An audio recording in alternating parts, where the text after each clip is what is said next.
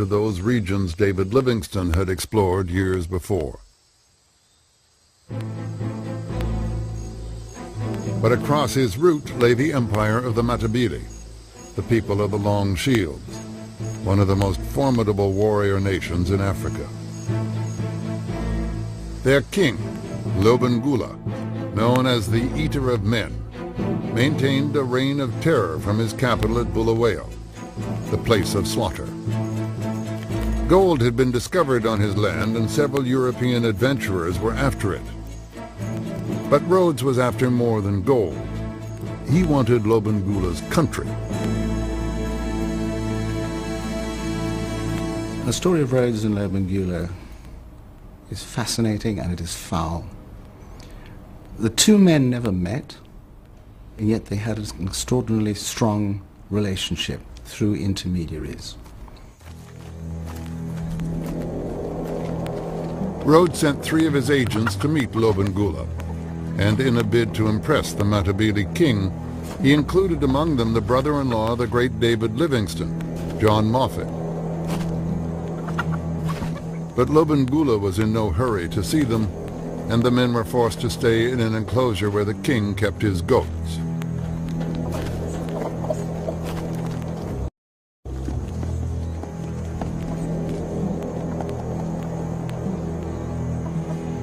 There was a long, long wait for Rhodes's emissaries.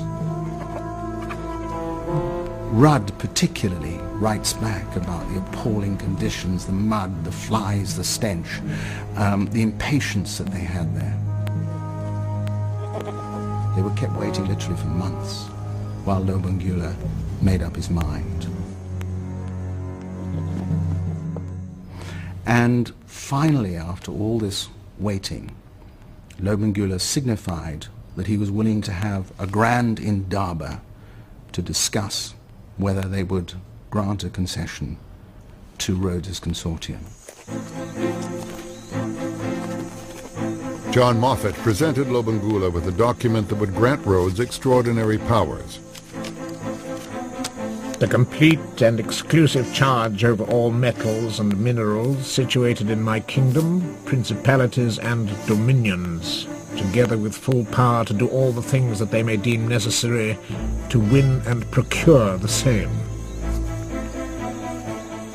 He eventually signed a document on the understanding that he was simply granting prospecting rights to Rhodes's company for his men to dig 10 holes in his territory. And what Lobengula had signed, he had virtually signed away his country.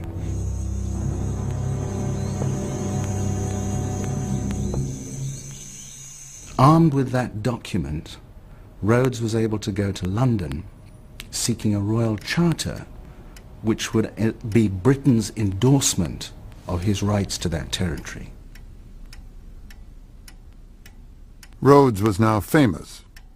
He was widely admired for his immense wealth and achievement.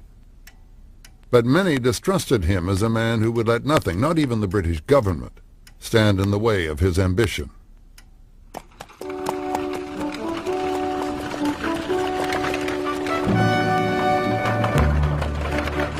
The Queen was curious about her overmighty subject.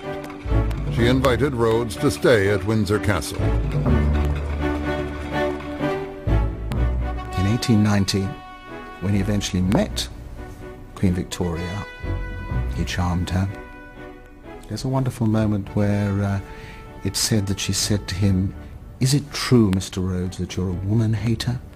To which he replied, "How could I possibly hate a sex to which your majesty belongs?"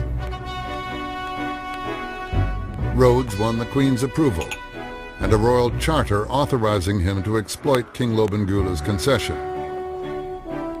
It gave him legal rights to recruit a company police force and build forts throughout the region, the powers of an independent state. But Rhodes still needed to break the power of Lobengula. To achieve this, he called on his closest friend, Dr. Leander Starr Jamison, a gambler, an adventurer, and a ruthless opportunist. His chance came when Lobengula launched an attack on a weaker tribe in a dispute over cattle. Jamison sent a message to Rhodes. We have the excuse for a row over murdered women and children, and the getting of Matabele land would give us a tremendous lift in shares.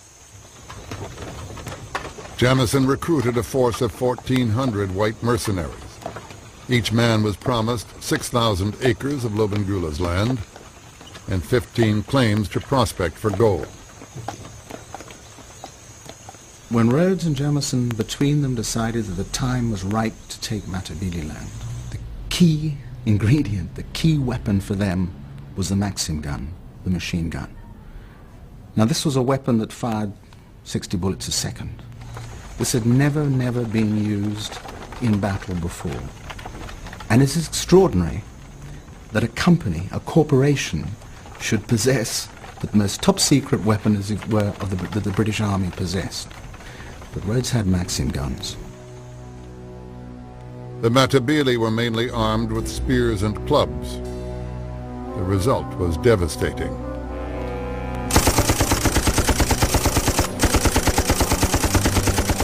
Rhodes's Maxim guns just cut through the advancing Matabele. Again and again and again. It was like scything grass. They didn't stand a chance.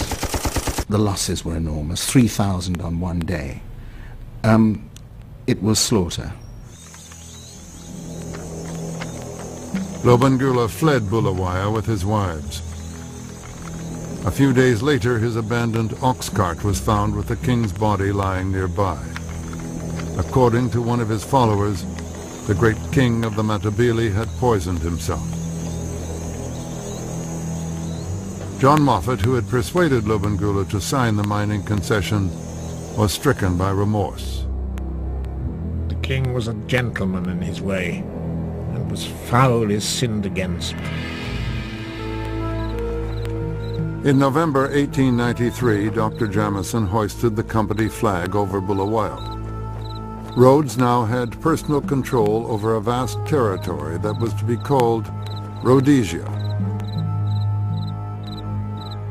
A few days later, he made his triumphant entry into Lobengula's former capital and congratulated his troops on their destruction of what he called a ruthless barbarism. John Moffat now had a complete change of heart. The great Rhodes is prancing around. Everyone here is bowing down and worshipping him as the wisest of men. The popular tide is with him. I suppose there will be a crash someday, and men will suddenly recollect that there is still such a thing as justice, even to niggers.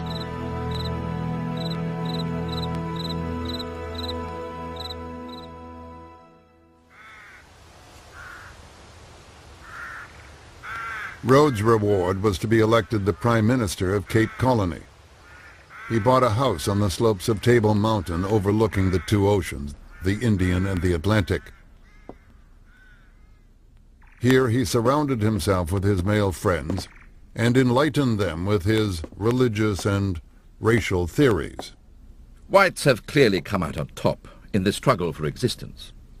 Within the white race, the English-speaking man has proved himself to be the most likely instrument of the divine plan to spread justice, liberty, and peace over the widest possible area of the planet. Therefore, I shall devote the rest of my life to God's purpose and help him to make the world English. Rhodes was master of all he surveyed, but he wanted more.